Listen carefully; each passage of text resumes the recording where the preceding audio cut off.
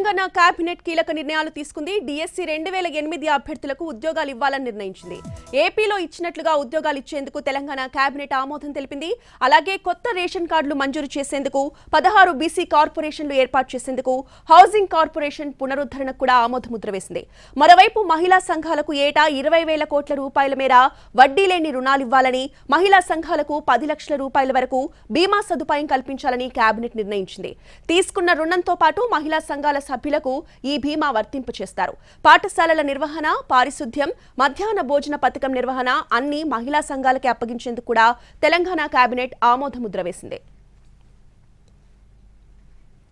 ఇక కాళేశ్వరం ప్రాజెక్టులో అవినీతిపై దర్యాప్తు కమిటీ చైర్మన్ గా జస్టిస్ పినాకిని ఘోష్ను నియమిస్తూ తెలంగాణ కేబినెట్ నిర్ణయం తీసుకుంది.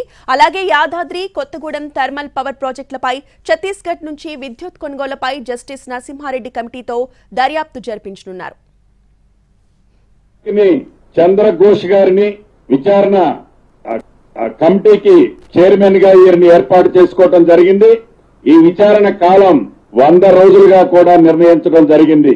ఏదైతే భద్రాద్రి, కొత్తగూడెం, అదే రకంగా ఏలాద్రి, నల్గొండరి ఈ 2 ప్రాజెక్టుల మీద రిటైర్డ్ జస్టిస్ ఎల్ నరసింహారెడ్డి గారిని దీనికి చైర్మన్ గా పెట్టి దీనికి సంబంధించిన అంశాలన్నిటినీ ఏదైతే ఆనాడు ఛత్తీస్గఢ్ లో 1000 మెగావాట్ పవర్ ని ఓపెన్ టెండర్ సిస్టమ్ తో కాకుండా నామినేట్ సిస్టమ్ తో కొని దానిని యూటిలైజేషన్ చేయకుండానే ప్రభుత్వం పేరుతో దళారులకి ఆ డబ్బు ఆనాటి ప్రభుత్వం చెల్లించిందో ఆ అంశం